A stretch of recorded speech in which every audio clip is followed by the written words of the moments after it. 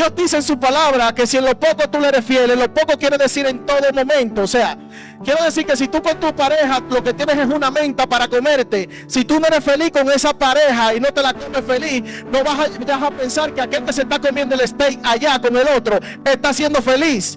No, de momento esa persona está subiendo un video siendo infeliz con esa pareja y tú no sabes el maltrato o la situación interna que ellos están viviendo, pero tú dices que tú quieres ser semejante a ellos. Ten cuidado con lo que tú dices, porque de momento estás llamando un problema para tu casa. Si tú quieres ser semejante a alguien, tú vas a tener que atravesar el proceso que esa persona está viviendo. Tú vas a tener que pagar el precio que ellos están pagando, porque tú quieres una vida semejante a ellos. Y empezamos a hacer estas comparativas entre los matrimonios y por eso no somos felices en el hogar. Pero también en nuestra vida cotidiana, en nuestra vida personal, no somos conformes ni agradecidos con lo que Dios ha hecho y hace en nosotros.